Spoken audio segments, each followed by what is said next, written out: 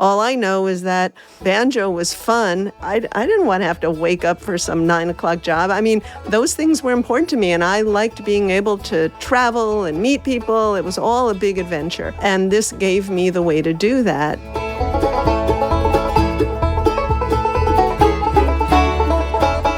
Greetings, banjo people. I am Keith Billick, welcoming you to another episode of the Picky Fingers Banjo Podcast. Thank you so much for joining me.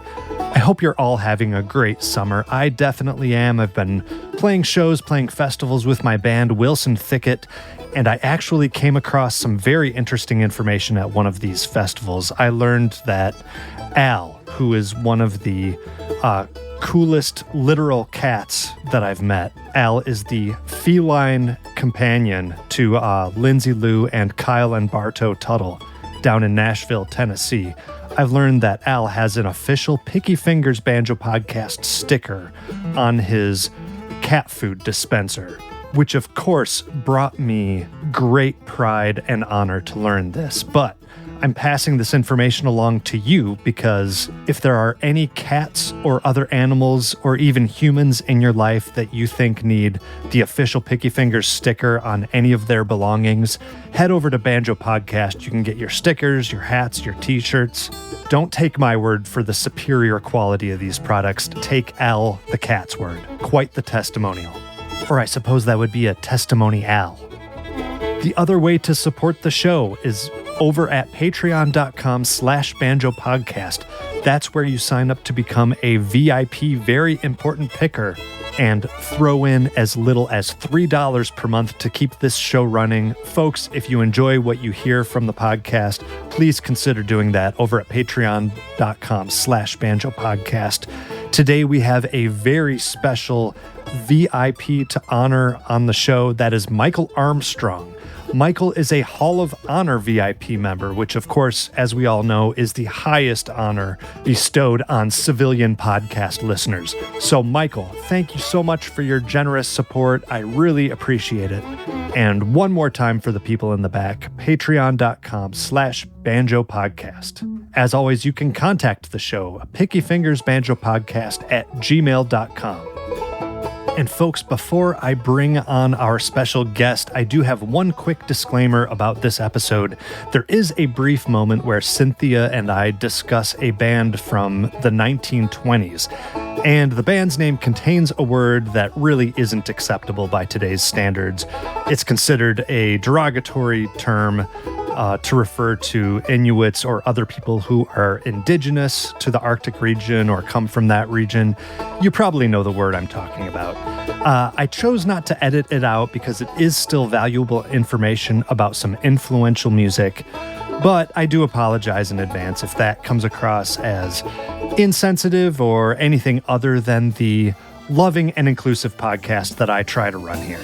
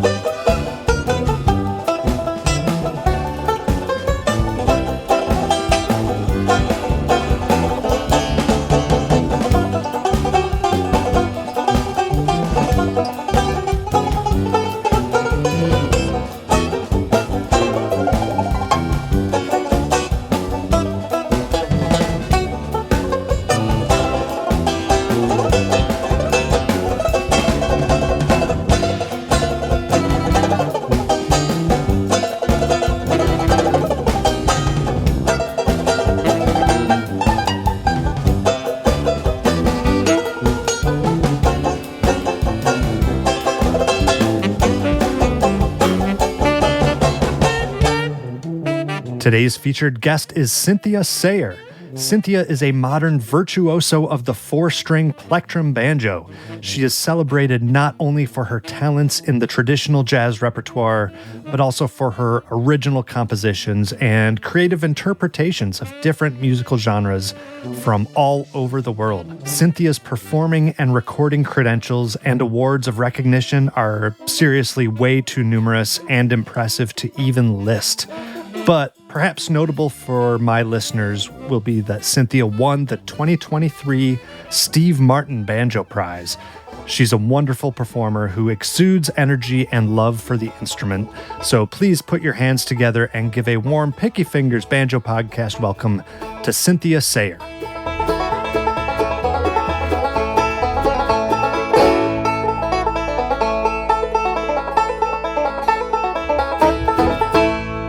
Piano was actually my first instrument. I was very serious about it. I took lessons actually through college. I still love piano, and I played some guitar and viola in school and drums, where you had the practice pad and stuff. I thought that looked sort of cool. And then one day, our middle school had the school dance band playing, and I thought, man, I want a drum set. That looks so cool. Yeah. And so I went to my parents and I said, I'd like a drum set. And they said, no, you're not getting a drum set. I should mention I have 3 siblings, my sister and 2 brothers. Everybody, we were a very culturally minded family. Everybody took lessons or played music of some kind. Lots of, that kind of artsy stuff. Yes. Yeah. So in other words, there was enough noise in the house already. Yeah. And I lobbied very hard. I'm being polite for pushy and argumentative about it. And one day I came home from school and there was a banjo on my bed. And I hardly knew what it was because I grew up in New Jersey. And I had a vague reference to hee-haw on TV. That was kind of, but it ended up that there was a lady who moved to our town who advertised in the local paper to teach banjo. And my parents were like, well, okay, let's see if this shuts her up, And the kind of looks like a drum. Maybe it was like a little bit of a half measure or something like that. I'm not even sure that I recognized that at the time. All I know is that I saw that and I knew immediately it was a bribe and that I would never get my drums. And I thought, okay, why not? I'll try this thing or whatever. Glad you were open-minded about it. Yeah. Well, yeah. Kind of. Well, the main thing was that I went to take a lesson. I was 13 years old from Patty Fisher, the lady who moved to our town. And I was dumbfounded. I had never met a grown-up woman who was a professional in the arts before. She had toured all over. She was an accomplished banjo player. She was also a painter. It was like a thing, like art was a big deal in my home. And so Patty not only was a marvelous painter by the weirdest coincidence in the world, she had also was a protege of one of my great uncles, which freaked me out. As a painter? As a painter, which to me was mega magical thinking, as a teen, that blew my mind.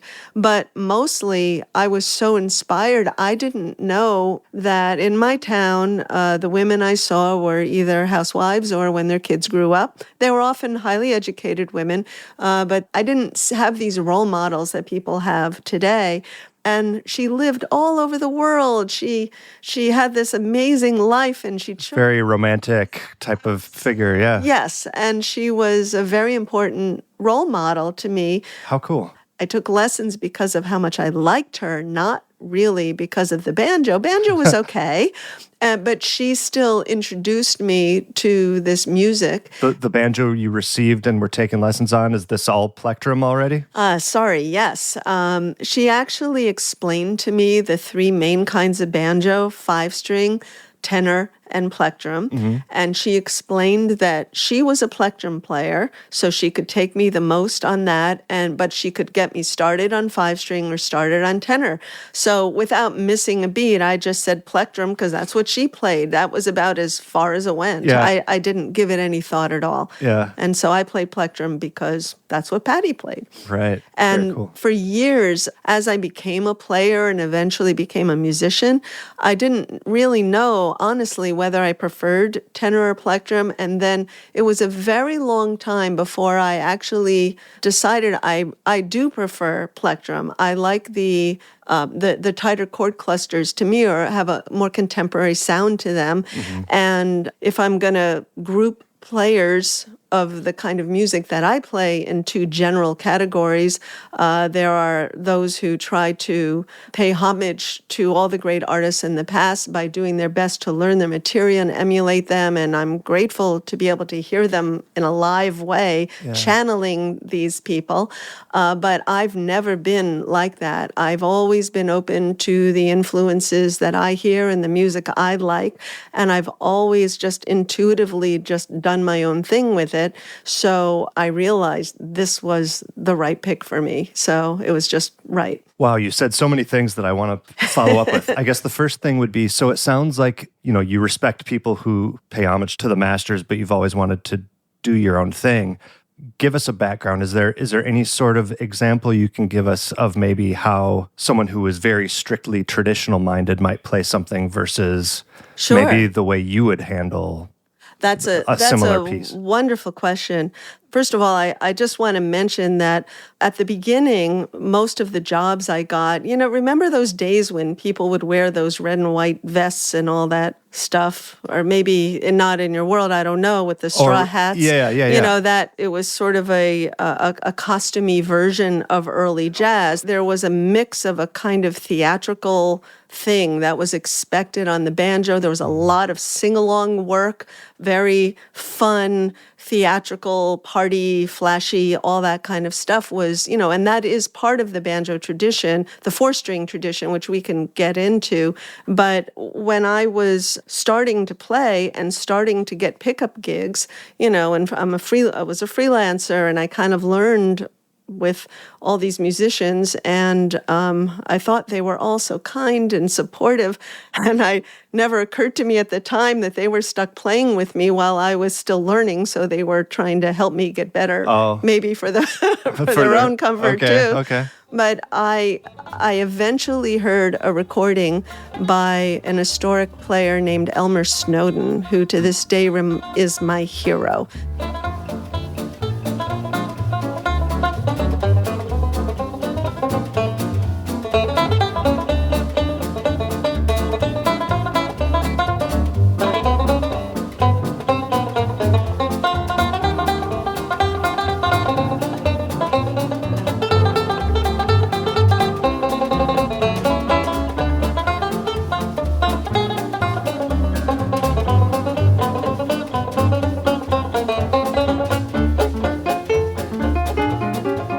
And when I heard that recording, I was like, oh my God, this is an instrument of integrity. There's no flash, there's no showbiz, there's no nothing. This is a driving, kick-ass, awesome jazz instrument. Yeah. And that blew me away, and I loved it so much that I thought, after I heard that, then his album is called Harlem Banjo, and I studied his playing. I wrote his transcriptions. I actually eventually put out a book of his transcriptions, and because I realized that's a good way to share his, get people into him and everything.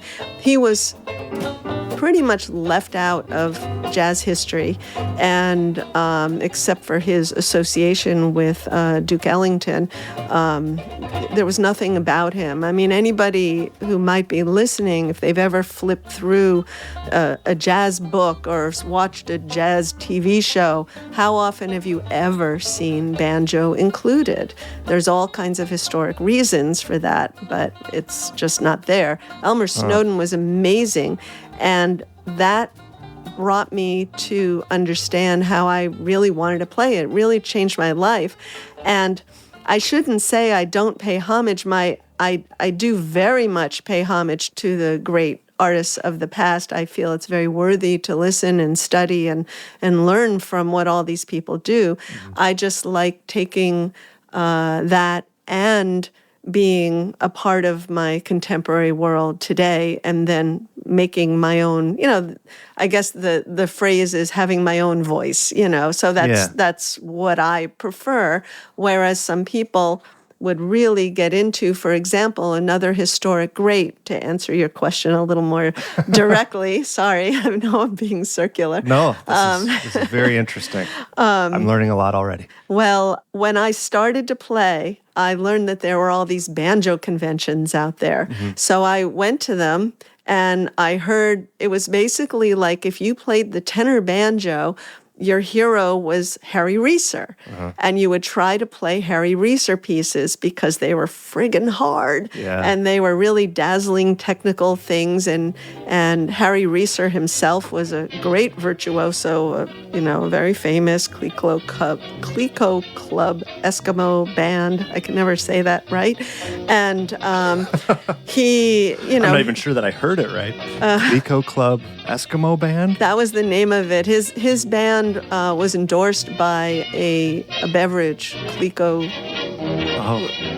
Club Soda, or something like the Clico. Sorry, I knew the actual name of the soda. And these poor guys, you can see in their press kits, they're always wearing these big giant parkas because they had to wear this because of their endorser. But Harry Reeser was a great virtuoso, and he also wrote a lot of material. And if you played tenor banjo, I quickly learned that was the best you could do. If you could play Harry Reeser material, man, that was it.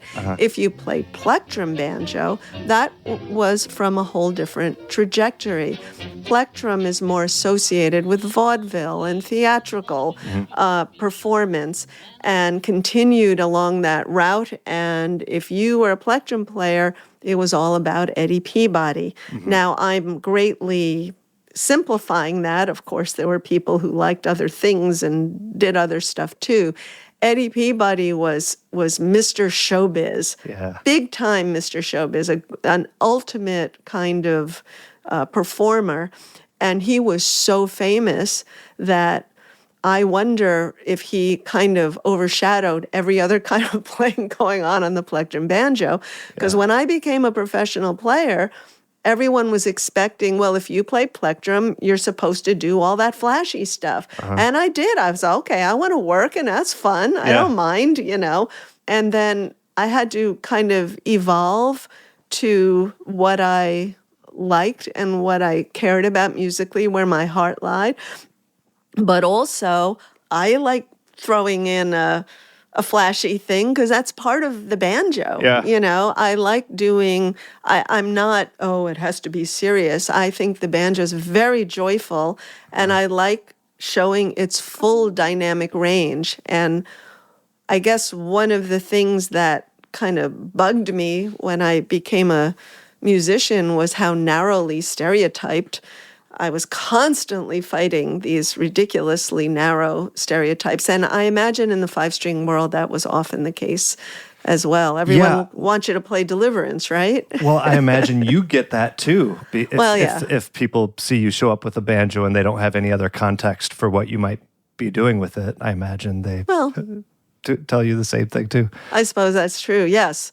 For a while there, that was a very intense request. It was either that or the Saints Go Marching In or Summertime. The Musicians Royal, I mean, it's from a great opera, Porgy and Bess, but if you play music of the 20s, 30s, 40s, and you're a professional player, very often people say, oh no, someone else wants to sit in and sing Summertime. Yeah.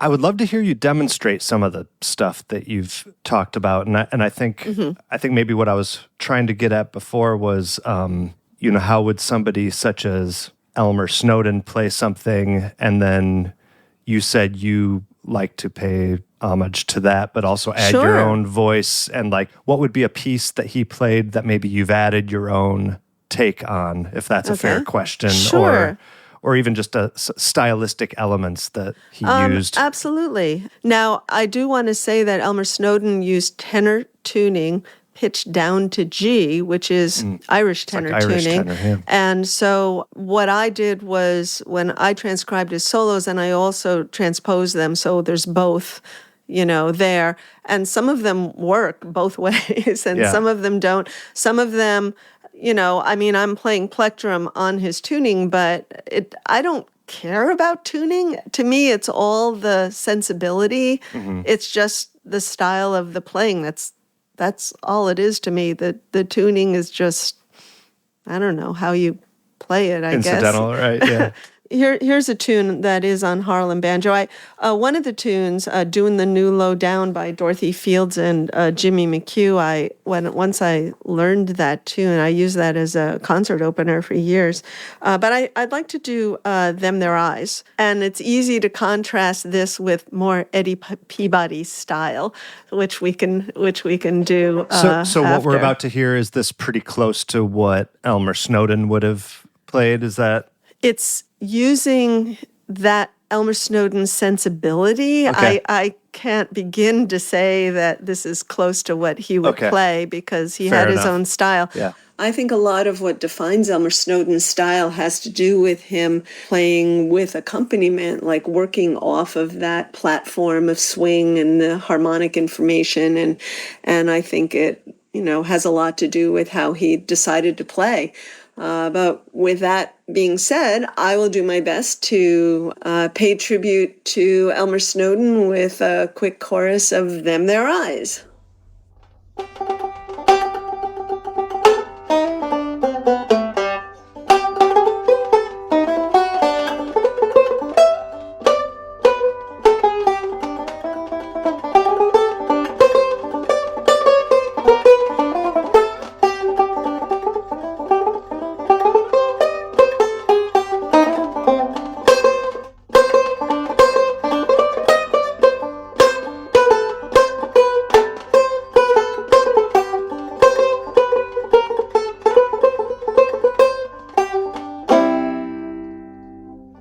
I actually intersperse chords more than Elmer Snowden did, and I like that. I like the mix of chords and single string. Elmer Snowden was more single string, Got it. And he did play chordally also, but it was in a very, very different kind of balance than what I prefer. So, All right. let's see.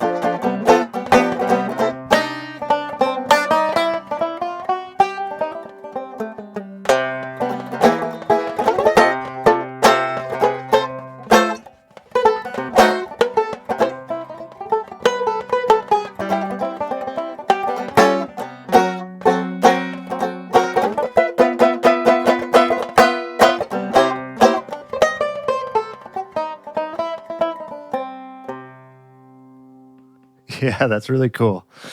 So going back to a couple things, maybe they relate to each other, and you can tell me if I'm wrong.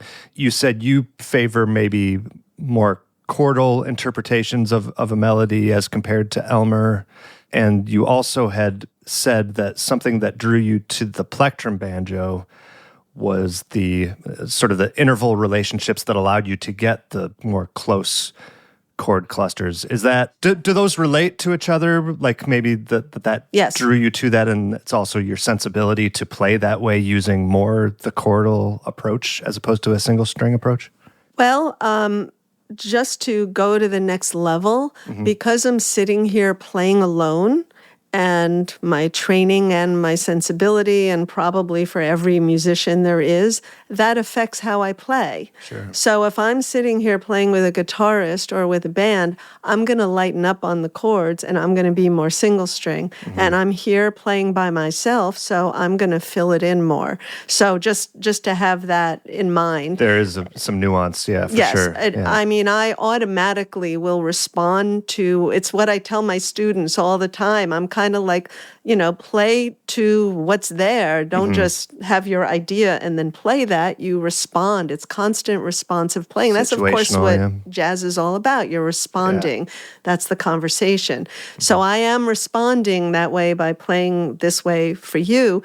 So, and it's interesting that you said that, because I was thinking, I'm being a little more chordal than I would be if I was playing with my band, Yeah. So, but that's because I'm trying to fill in. That's just what I feel like doing at the moment, with the chords. Nevertheless, I do definitely intersperse more than Snowden does. And yes, I do think that a part of that is what I'm attracted to in the tuning. So I very much agree with you. And some days, some moods, some songs, whatever the circumstance is, I might be very single stringy, or it varies. That's part of the wonderful dynamic range of the instrument. But when you think about a player like Eddie Peabody, it was very, very chordal. That was the traditional plectrum way. And so that is a part of this kind of thing. And I think of Eddie Peabody as very, very much a chordal player, even though he would play some single string too. The man I mentioned for the tenor banjo, Harry Reeser, he was very single string oriented, which is more the tenor tradition, to be single string oriented and sometimes include chords. Plectrum is more chordal and sometimes include single string. So I suppose that's a good way to describe it. And this is what I observe in my opinion. Maybe somebody would disagree, but I feel pretty strongly about it. Between the two of us, you're definitely the expert in this room, so we'll go with that. Do you want me to do a little more Eddie Peabody-ish thing, or? Yeah, let's start with Eddie Peabody, and then I'll probably have more ideas. There's a song very famously associated with Eddie Peabody, "The World's Waiting for the Sunrise," okay? And it's kind of like, if you're playing in a jazz band and if you're a side player, and I think most of your listeners probably know, a side player means it's not your band, you're one of the people in the band. You're not the band leader, so you're basically following what you're supposed to do. Right. So if somebody calls, "If World's Waiting for the Sunrise," you can pretty much assume you're supposed to do a flashy banjo solo because that's what's expected. There's so many traditions, as there are, of course, in 5-string music, but there's a lot of 4-string traditions too. So usually it'll start out with a rubato solo.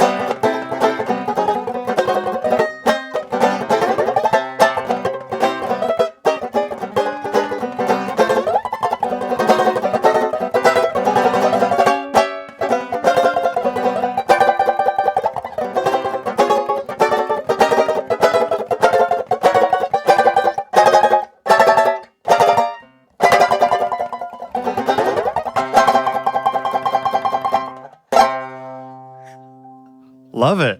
A lot of tremolo. Yeah. Heavy tremolo. Maybe discuss that, because as I listen to your playing and observe your playing, it seems like there's two situations to do sort of a tremolo motion. It could be to get a cool rhythm, but it could also be as like a substitute for sustain.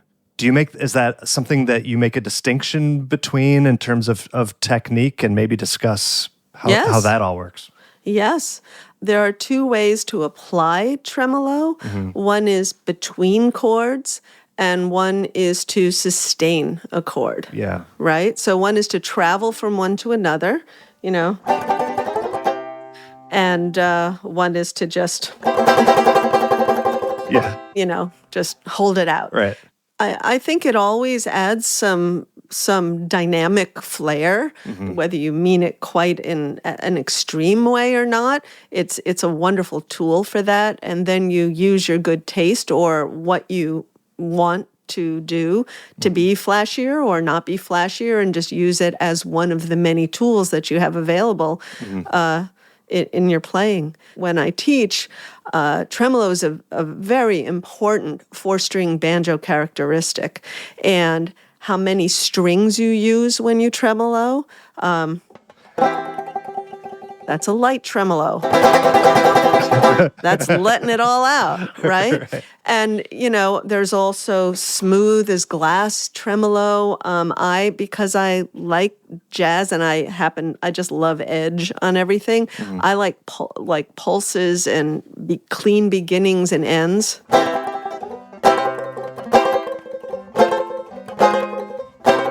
Somebody else, tremolo has no time. So I like the accented ways to keep a groove happening. Some people, like if you're doing something rubato, I may not, or whatever, but I think I probably do that most of the time. Somebody else might go like this. That might be...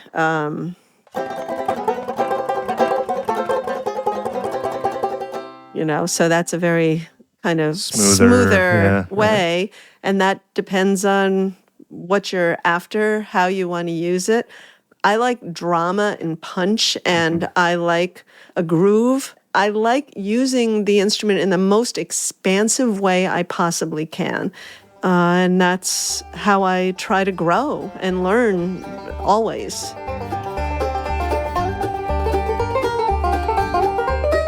Sorry to interrupt this incredible episode, folks, but I couldn't go any longer without telling you about a few of the official sponsors of the Picky Fingers Banjo Podcast.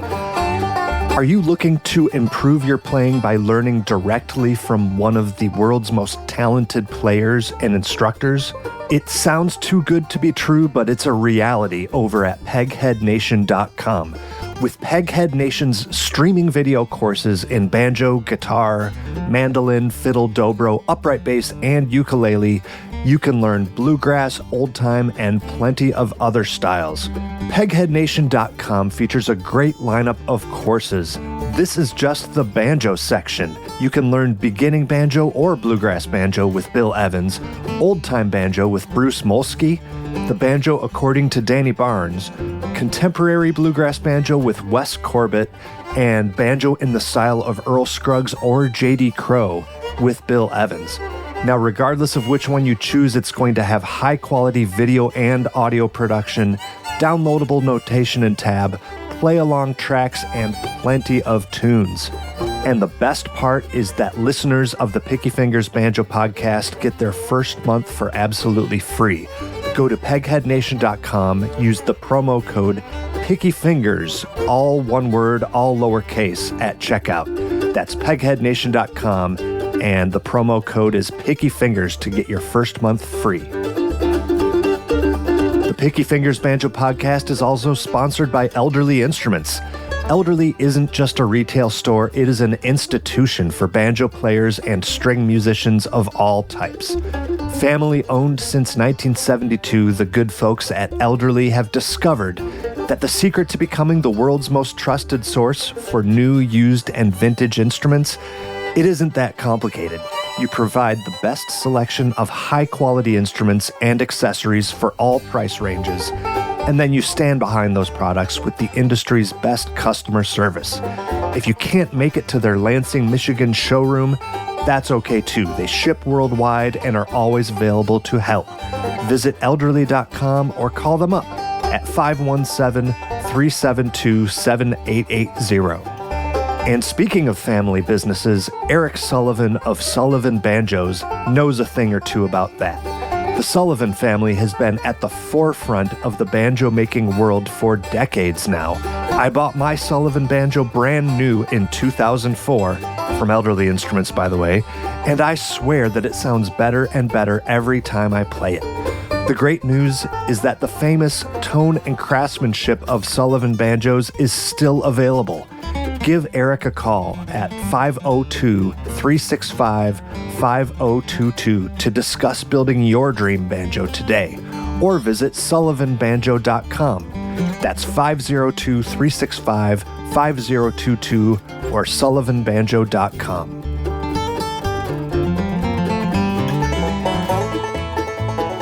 The Picky Fingers Banjo Podcast is sponsored by Bluegrass Country Radio, America's oldest bluegrass, old-time, and Americana station. Shows are curated by real DJs, not computer algorithms. From classic bluegrass and traditional country to the best current artists, you'll find it all streaming at bluegrasscountry.org and on the station's free smartphone apps. That's bluegrasscountry.org. You've talked about a few techniques that were used either by Elmer Snowden, his punchy driving sound and some other techniques between the chordal work and everything. Is there anything that you consider to be unique to your playing, or maybe a different technique that you rely on a lot that you think is important to what more of your own style? I guess it's a hard question to answer. It's very rare, but once in a while someone will go, "Oh, you like Elmer Snowden and Django Reinhardt." I can tell by your playing, and they're right. But when I listen for playing, I don't just listen to banjo players. I've never have. I listen to guitar players. I listen to trumpet players. I listen to Louis Armstrong a lot. It's all ideas. It's not just through one lens. And I guess that has impacted my playing in that I don't know if I've heard a lot of plectrum players who like that kind of edgy swing thing that I prefer. I have heard tenor players like that, some very fine jazzy tenor players. And we're talking about like the sock rhythm, swing rhythm style? What I'm talking about, I guess what it boils down to for me is whether they have that corny edge to it or not. If you understand, I don't know if your listeners will know that corny thing that is very much a part of the banjo, also the theatrical side of the banjo. It's a big part of its history. Anybody who's ever been to Shakey's Pizza of a different generation, with the piano and the banjo and the sing-along, your father's mustache and all that kind of stuff. There's a generation of people who are more than one, I guess, who relate to the banjo in a very certain way. And that way of hearing the instrument was so popular with people like Harry Reeser with his showbiz dazzle.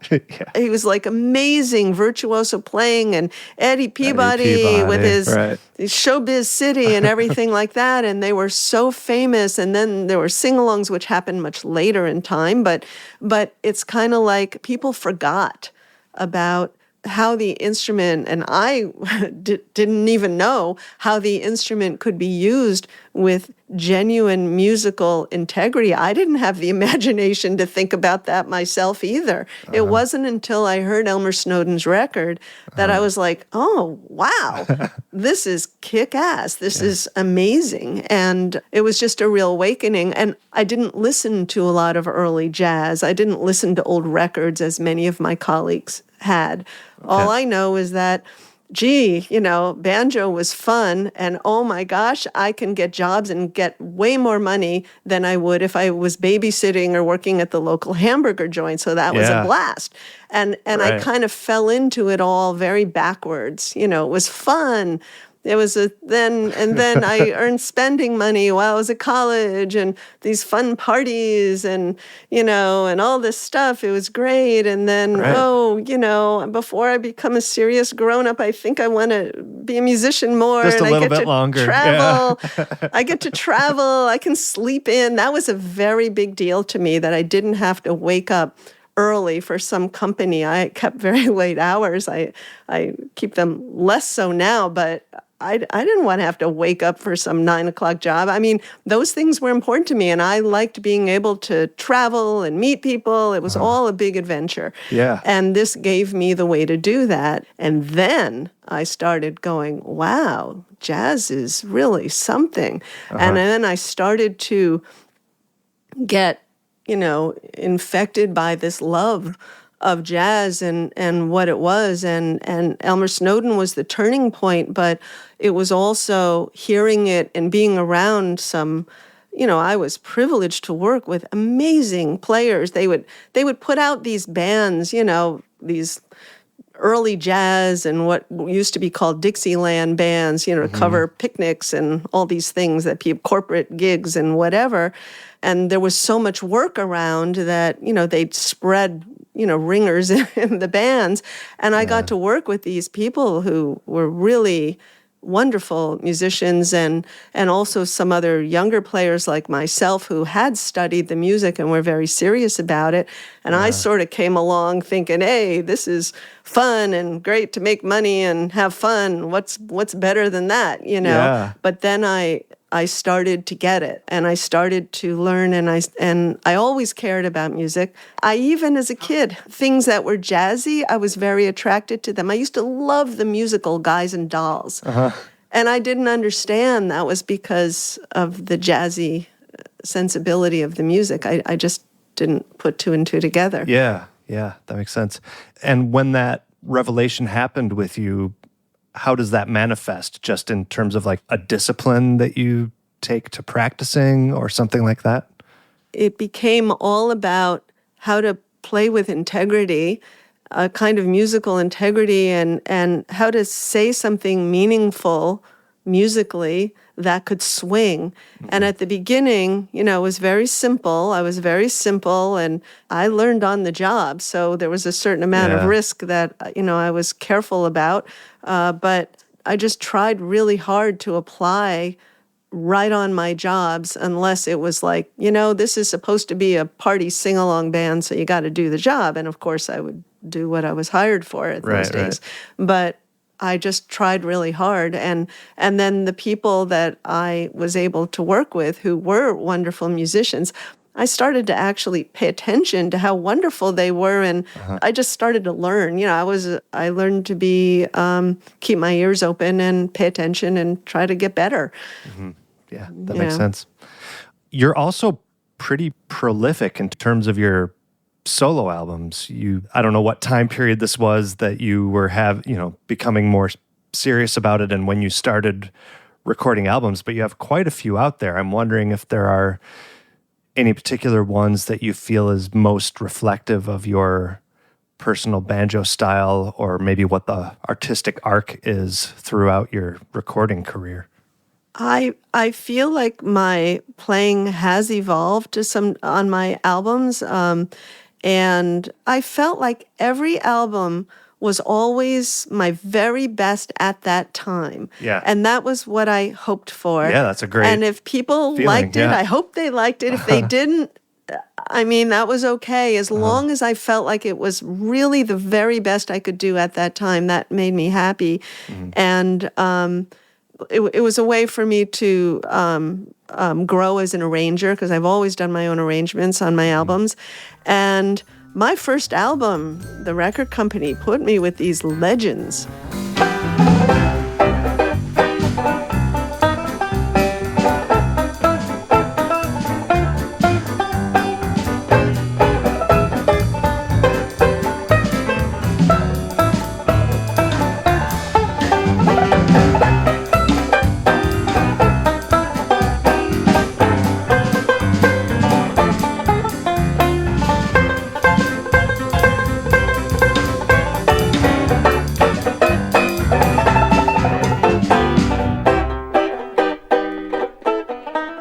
I was with Milt Hinton and Dilk Wellsted and Bucky Pizzarelli, and these are legends. And I remember Bucky coming over to and I was in my 20s, and Bucky came over to my apartment to rehearse. And I remember thinking, oh my, Bucky Pizzarelli's coming. I have made it. Bucky Pizzarelli's coming to my house, you know? I mean, that was like, wow, this is really cool. Yeah. And luckily I got to make another album with him before he passed away. But every album has been a learning experience for me. And also I've always tried to do something that for me was different or growing in some way. That was always the goal. And I feel I've accomplished that. Like, I'm proud of that. And maybe we were talking earlier about the recording business. Who knows? Maybe I'll make another album again someday. But I'm proud of that. And I should say that I just finished recording this banjo concerto. That's another example of, hey, how often do you get asked to write a concerto, you know? Yeah, I mean, well, I guess this is as good a time as any to go ahead and talk about that. Tell us what the context of being asked to write that was and what that was like for you.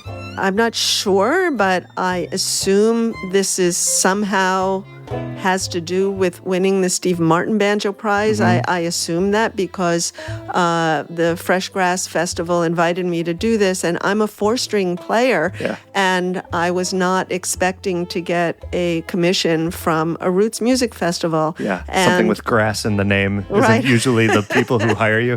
Right. And so I was thrilled, and it was another opportunity to just try something new that I hadn't done before. I love doing that. I guess that's the basic thing of jazz, you know, to take the risks and to enjoy it as long as, you know, as much as you can.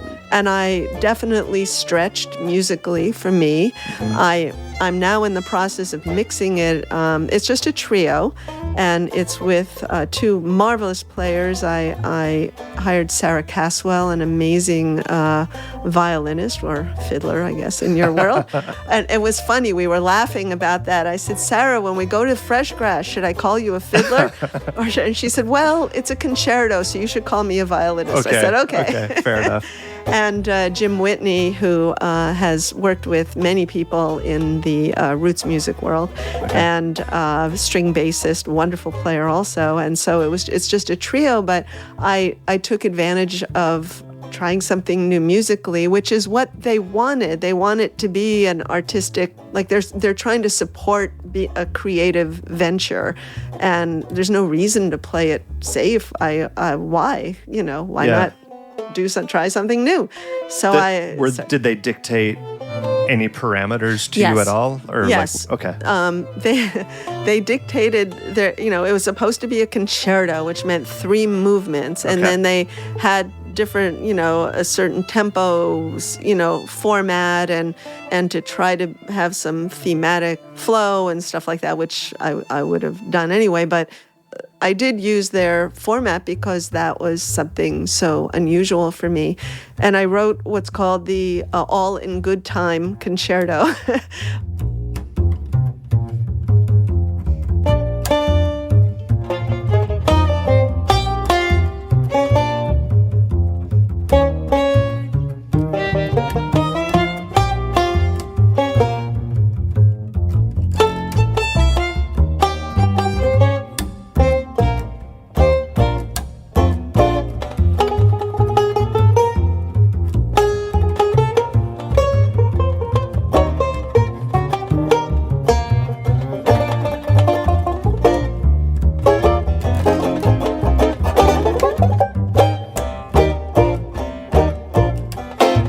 I wanna have a good time. I wanna have lots of fun. I wanna have a good time. Why not? Why not?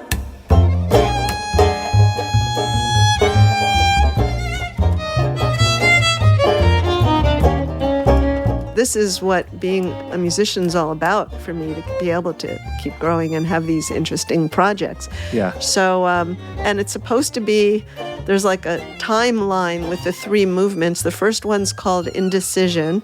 The second movement is called Mystery. And the third movement is called Why Not?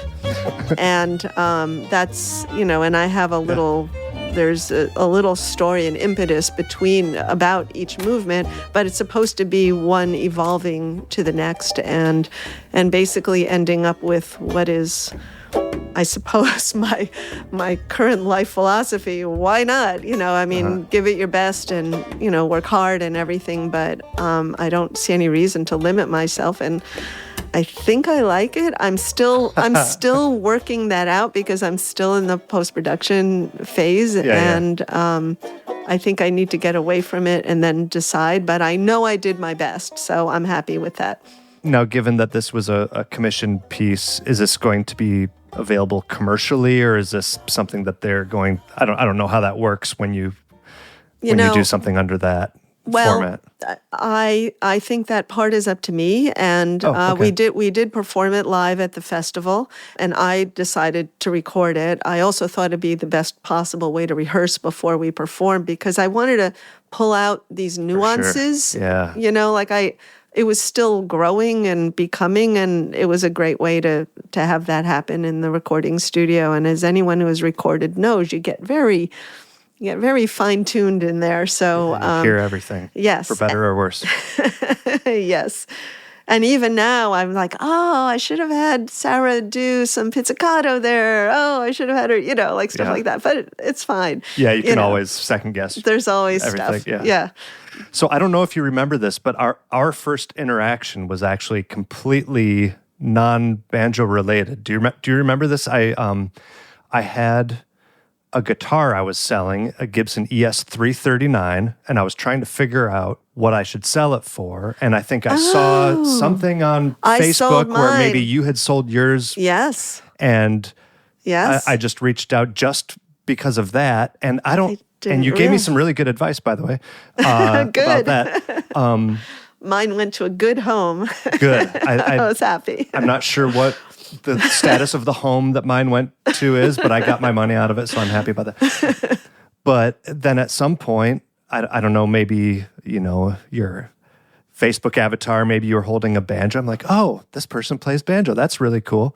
And then I dig more into it, and wow, she's a very talented and accomplished banjo player. And the more I dug about you, the more I learned. And I'm like, wow, this is insane that I'm talking to this person about stupid electric guitars, and here she is, this great banjoist. I had no idea. Do you remember me reaching out to you? I do, but only, I wouldn't remember. It was a couple of years ago. Yeah. I wouldn't remember your name, but I absolutely remember the reach out and asking about the guitar, about selling the guitar. So that's really funny, man. Oh. So I start seeing, all these awards that you've won and a lot of recognition, and you mentioned the Steve Martin Award.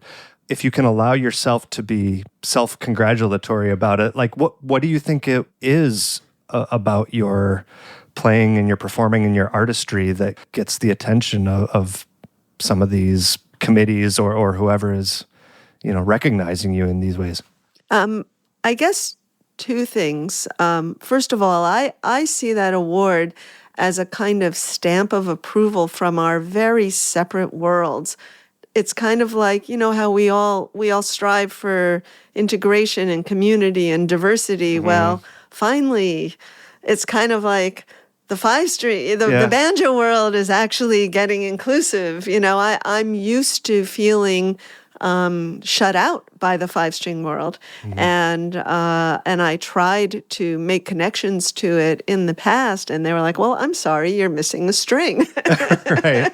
And also and a couple picks. And a couple. Yes, thank you. Yes, of course. So that award, like you mentioned, I've been honored by numerous awards. This one has been so interesting because there's actually been really interesting ramifications of it. Because of that award, the Kingston Trio heard and watched the ceremony, invited me to do a program with them at the Greek in LA, and it was a folk music. It was called Celebration of Folk Music, and featuring the Kingston Trio. There were other artists on the bill as well. And when Mike Marvin called me, I had to make sure he understood that I'm not a folk musician because, people call me for lessons and they go, well, banjo's a banjo. Yeah, right. Yeah. And so I was like, well, I just want you to make sure you know that I don't actually do that. Yeah. I mean, I sort of do. I've recorded folk songs. I just add my jazzy twist to them. I've recorded traditional Irish music. I record tangos. Like I said, I do whatever appeals to me. Yeah. But still, I don't think anyone would right. call me a folk musician. So anyway, that was thrilling. And then the fresh grass thing. So I think that award has mattered. And I think that I'm guessing one of the things of why I was being considered is that I've been trying to bridge our world for years. I produced a thing at City Winery. It was a very popular venue in New York and Chicago and Boston, I think. And there's a handful of them. Yeah, there's a Nashville. handful, and they're roots music oriented, roots and rock and so on. And I did something called the Hot Strings Festival, and I used this festival as a way to invite all these players. I had Tony Trischka was there, Noam Pekelny was there, and I would have other artists who I know locally who I'm a total fan, Andy Statman and people like that, and I liked this melding, and I guess it's the same thing that I like to do musically. If I like tango, I'll play a tango, and I like all of it. So I would join us together. And I've been doing that for a long time, but I haven't really felt, I don't know, in the click, is that the right, word? And this award, interestingly, has really opened, or I don't know if I should say, open doors sounds like it's all about me. It's really created a bridge. Yeah, it's an effort to meet you halfway. You've made a certain effort to do that, and that's maybe you seeing something happen from the other side. Yeah, I mean, coming your direction. Yeah, that's really cool. And I felt deeply acknowledged by those people with those 5 strings. That was very exciting for me. And then the Kingston Trio and the Fresh Grass thing. I mean, I'm aspiring for that to be just the beginning, and I want to make more forays into this world, and that's already underway, and I hope can continue and grow. Yeah, and I'm not going to drop what I do. I'm just going to integrate, as I always do, other things that I hear and integrate that, Excellent. I'm always going to be a jazz banjoist because that's what I do. I can't help it. Yeah. We were talking a little bit before we actually started the interview, just sort of about the landscape of our different musics in terms of how welcoming it is to women or even people of color. And you referred a little bit just there to maybe not feeling welcome in the 5-string world. I wonder if you want to expound upon that of not only being a woman in the jazz world, but being a banjo playing woman in the jazz world. I imagine that maybe gets stigmatized in some ways, but I don't really know because that's not my my thing. Let me put it this way.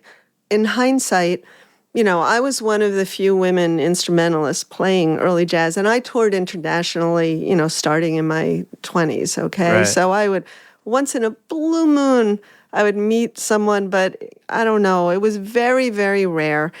And I never knew whether the reactions I got were because I was female or because I played banjo.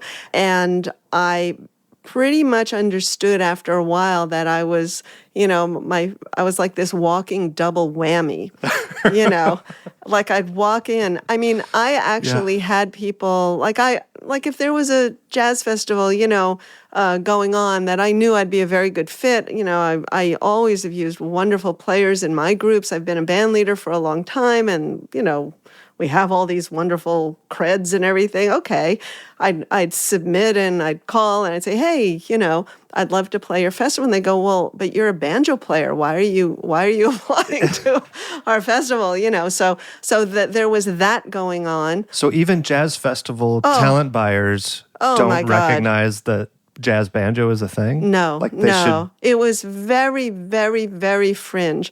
Most jazz musicians only care if you can play. They don't care what you look like. They don't care how old or young you are, what color your skin is, what your gender is. They just care if you can actually swing and if you can really play. Now, that's when you get to play.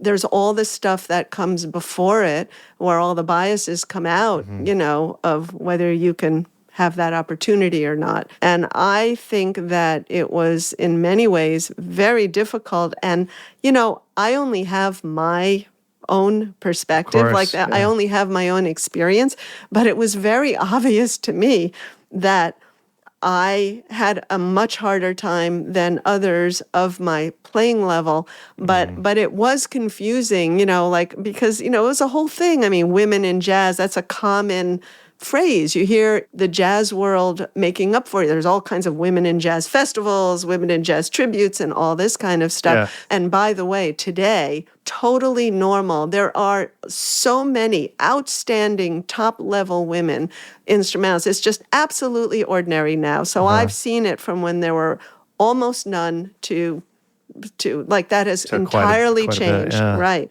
Yeah, was it that hard. They literally were not out there, or was it that they just weren't getting hired?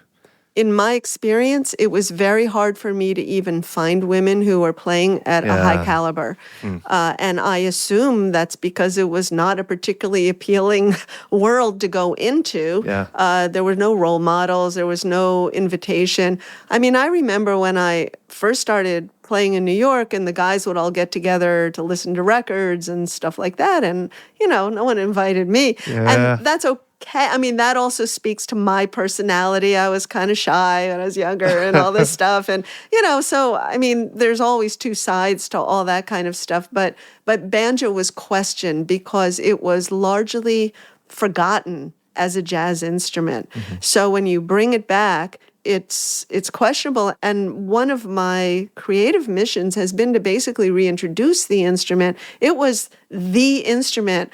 You know, jazz greats like Johnny St. Cyr, who worked with people like Louis Armstrong, our mega hero in jazz, and Jelly Roll Morton. You know, he did these Library of Congress recordings saying if you were a guitar player, you really couldn't get a job. You had to play banjo. Yeah. You know, that was the instrument. That was the pop music of the day, and that was the sound.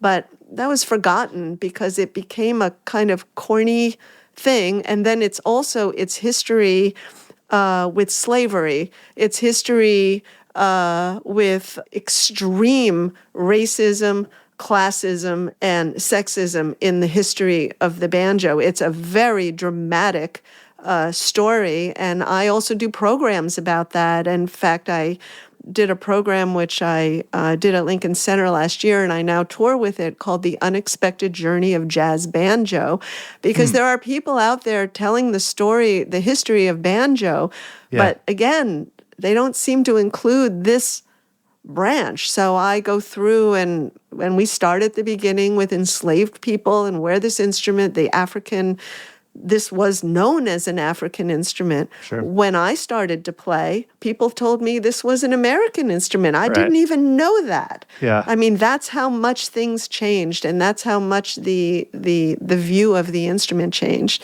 I don't know. So that's one of my kind of things, to let people just know it's a great instrument, and I just want people to hear it. And also I want people to see women playing. Yeah. And now that I've been around for a while, which maybe you'll laugh at this, I want people to see that you don't have to be 30 and still to be a pro.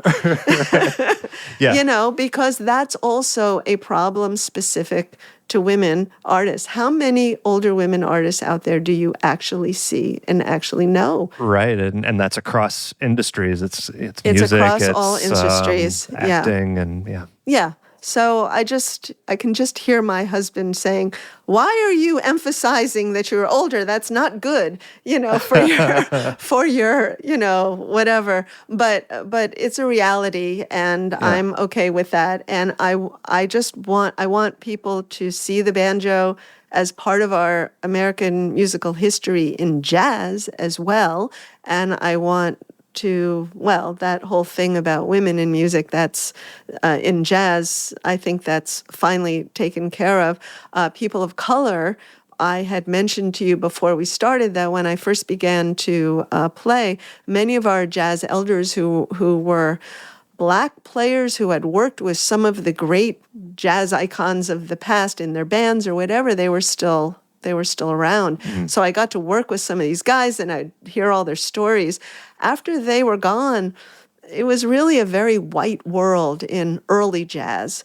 And it was not cool, except in New Orleans. That was the one exception where you would hear people playing music of the, hot swing, hot jazz era, where you would see people of color playing this music. And now, again, that's also changing and coming full circle. So it's just taken forever, but at least we're getting there, with time. You're definitely doing your part, that's for sure. Let's talk about your actual instrument. Okay. Every time I've seen you on video, it seems like you're playing this banjo, so that seems to be your main one. Tell us about it. Well, this is an ohm banjo, and I endorsed for ohm banjos. They are recently sold to Gold Tone, and I love this banjo. I love the sound. My first professional instrument was a Gibson Master Tone, and it was a great instrument. And then I heard somebody, Frank Vignola, an accomplished guitar player, if you might happen to know who he is. Sure. I'm pretty sure it was him. He was selling an ohm, and I heard him play it, and I was like, wow, I just immediately loved the sound. And the only way I could afford it was to sell my Gibson Master Tone, and I bought it, and I've never looked back. That's my backup banjo. I still have it. And once I got connected to ohm banjos, they did this banjo for me. I love it. Oh, so the one you bought from Frank is your backup? Is my backup now. Got it. But it's just as good as this. And Right. I don't know, I like the black chrome stuff. Yeah. I just think it looks That cool. looks really cool. And I like the warm, full, round sound of it. A very important factor is that it is like a top quality banjo that is also relatively lightweight. And I don't weigh that much. I'm petite, and I can't play those vintage instruments. Right. I don't know how I walked around with that Gibson Master Tone before. I mean, I was probably double the weight of what I have here. Yeah. And this one's kind of heavy for me, but I work out and stay fit and everything. But I don't think banjo manufacturers these days, I kind of try to say that, hey guys, it actually matters how heavy it is for a lot of us. You're injuring people with your product. Is the model just like a signature model, or is this a specific? I don't remember what the model is called. Well, it looks like it's what, a maple banjo. Yeah. Well, I can tell you about it. I guess just take us through. There's a name for this model. I believe it's called a Jazz Mogul. I might be a little off by that, but I think it's right. And it's made with curly maple, and the metal around it, which is part of the heavy part of the banjo, and the tone ring, the metal is chrome with black plating, and then they've engraved through the black. And this is something that was copied, I understand, from some 1920s drums were done like this, and so that's how they got that concept. And I had a separate armrest made by Norbert Peach, who is a marvelous marvelous luthier in Germany. And Norbert, if you ever hear this, I have huge respect for your work. And a Snuffy Smith bridge. And this is a regular ohm tailpiece. And I do have a pickup. And I remember when I first started plugging in and I got letters about it. People were mad. You're not supposed to plug in a banjo. You want to make it louder? Are you kidding? But anyway, I just love the instrument. I'm able to play it physically. I actually took off, there's metal flanges that are around the outside, and there was a wood resonator. I took off the metal flanges, which they were not happy with, and the wood resonator, which they were not happy with at home because those are part of the things they sell, with the banjo. And I put a piece of plexiglass. A lot of banjo players assume that this is an open back, but it's not. I have 4 little feet that I have a piece of plexiglass on. I went back and forth and back and forth. It did not lose any tone quality. It's a smaller, more comfortable size. Maybe I got rid of a few ounces that way, also of weight. I assume I must have, at least from the metal flanges. And this is just right. So you mean you didn't compromise the tone between that and the standard resonator, or between that and just having it open? I didn't compromise the tone between having a resonator on it versus having this plexiglass. In early jazz, there are some people, I suppose, who play open backs, but that's very unusual in early jazz because we play with horns and drums. And it's just, I think most players don't want your clothes to absorb the sound. There's a different soundscape going on. 100%, and these instruments are very, very powerful. And what I love about it is the beautiful dynamic range. I can play very soft with beautiful presence, and I can play like kick-ass power, and I like the round, warm sound. I don't care, just my own taste, with a thinner, brighter sound that some people, believe is what banjo's supposed to be. I never cared for that. Yeah. What type of pickup is it? Did you already say that, or? No, I didn't. This is a David Gage pickup. The Realist? The Realist, okay. Yeah. And actually, I love it too for the same reasons, because it doesn't compromise my dynamic range. I care a lot about that, obviously, as I keep bringing it up. Yeah. I feel like it's a natural sound that's boosted, and I'm really happy with it. Name of the game, yeah. Any other tools or anything like that? Okay. Blue chip picks. Okay, yeah. Andy Statman turned me on to blue chip picks. And, I use those, the blue Dunlaps, the blue ones. I think they're 1 millimeter picks. Okay. And I was perfectly happy with that. And people would tell me, oh, there's all these amazing artisanal picks out there. And I'm like, I'm not going to pay $30 for a pick. I'm sorry. I lose them sometimes. I just couldn't imagine that. And Andy said, the blue chip pick people spoke to me, and, I don't know, you might want to check them out or something. And I'm like, and I don't remember if he actually gave me some. And I loved them. And then they offered me to endorse, and I'm like, blue chip picks that I don't have to pay for, I'm happy. Yeah, win-win. So, for sure. And honestly, that I don't want to sound like, if I had to pay for them, I would. Anything that I like, I'll use it, and that's it. I also endorse for the Realist as well, for the banjo pickup. And whether these things happened or not, these are what I would be using because they work for me. What was the difference that you heard with that blue chip? How did it win you over? I was able to maintain clarity and body, and somehow they have this, I don't understand this. People who are into picks know way more about this, and I'm not one of these pick people. But somehow their speed bevel makes me actually feel like I'm better technically. I don't know why or how, but and the thickness, I use a TD40. That's the one I use. It's just right for me, the size, the thickness, all of that kind of stuff. And I don't know, just feels good, makes me feel like I'm a better player. Yeah. So somehow it supports how I like to play and feels good, so I'm there. And I've never lost one. Amazing. Well, you do have that handy pick holder, I see. Yes. So that probably helps. It does help, but pick holders used to be super common. Every 4-string player, I don't know about in the 5-string world because you, of course, use different materials. We all had pick holders. They were like common. Now they're hard to find. Yeah. I don't know why.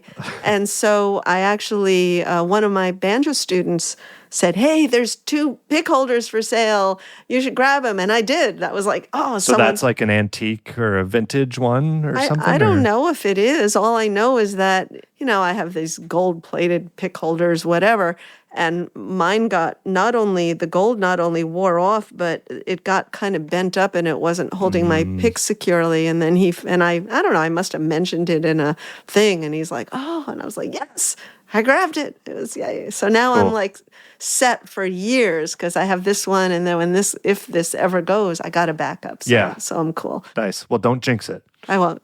Okay. Strings also I should mention. Yeah, please. I also endorse for GHS strings. I use what's called vintage bronze. Phosphor bronze I know is popular with banjo players. There is a difference with 5-string and 4-string with the strings in that we like wound G strings. Oh, interesting. So when somebody gives me a set of banjo strings that doesn't have it wound, it means they're not familiar with that. And I also have seen packets for 4-string banjo where they got the gauges, but they don't know you're supposed to have a wound G string. It adds a different texture to the sound, and that is akin for this kind of music. And vintage bronze. And that's pretty standard across the board? That's not just a you thing? No, that is absolutely standard. Okay. And I use ball end strings, many of the, which is the same as what a guitar uses. Sure. My tailpiece is many banjo tail pieces except both loop end and ball ends. Mine does both too. And I started using ball ends only because I found if I broke a string in the middle of a concert, I could change it faster. That was my only reason. And now I don't know, I just like them. I could use loop ends. There's no preference, it just worked for me because I used to be able to change my strings super fast until I started wearing glasses. So that blew that. And the vintage bronze to me, it has a warm, mellow sound that I like. Some of the bindings are more durable and some are less durable.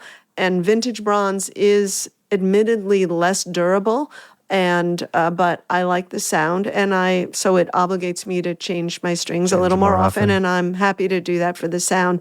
Mostly because when you put a new string on, I don't like the way a new string sounds, and this sounds lovely right away for me. Okay. So that's why I use it. Well, at least make sure we know your website so we can buy your products and come see you play and just keep up to date on all the things that you're doing. Thank you. Yes. So my website is just my name, CynthiaSayer.com. I have 2 books out. One of them is the Elmer Snowden transcriptions that I mentioned. Right. I also have a book called You're in the Band. I care a lot about coaching and teaching and education, as I'm sure you gathered by now. And I found that there wasn't a good play-along thing that was authentic for how people actually played songs when they go to sit in or play with a band. And I finally just did one myself. And these are 13 standard tunes, which are they're a standard part of any band's repertoire. And you can also get rid of me or get rid of the trumpet player, Bria Skonberg, a very talented and has become quite renowned trumpet player. And there's percussion and there is string bass, Kevin Dorn on drums and Mike Weatherly on string bass. All of these people are actual early jazz musicians. And some of the play-along material in books out by other big companies are created with people who are really straight ahead jazz players, and they don't know this material, and they're great players, but this is not their genre. Right. So the chords aren't actually the way people do them. The feel isn't the way that we actually play. Yeah. I'm very proud of this book. It's my biggest seller, and I hope Yeah, that sounds that really other cool. people will use it to play. And there's a free download on my website. Oh, cool. And also Instagram, I guess, I got to learn to say these things. Instagram I know, is it feels so weird, but I know. yeah, just do it. Cynthia Sayer Banjo is Instagram. Yeah. And Cynthia Sayer Music is Facebook. All right. And yes, I'm still on Facebook too. Well, it's been a real honor to speak with you, Cynthia. Thank you for your time and for sharing your music with us. Well, thank you for having me. It was great. I appreciate, just like what we were talking about, our different worlds, I very much appreciate you including me. So thank you for that. Yeah, you're welcome. All right, folks, that's going to do it for that interview and this episode of the Picky Fingers Banjo Podcast. The song clips you heard were Ella Miriam's Blues by Cynthia Sayer, It Don't Mean a Thing If It Ain't Got That Swing from Elmer Snowden, My One and Only by the Clico Club Band, Chinatown, My Chinatown by Cynthia Sayer, and then finally All in Good Time Concerto by Cynthia Sayer. Special thanks once again to this episode's Hall of Honor VIP supporter of the show. That's Michael Armstrong. Thank you so much, Michael. And everyone, head over to patreon.com/banjopodcast to support the show yourself. Every little bit makes a difference. Contact the show, pickyfingersbanjopodcast@gmail.com. And that's going to do it for me. I'll see you all next time.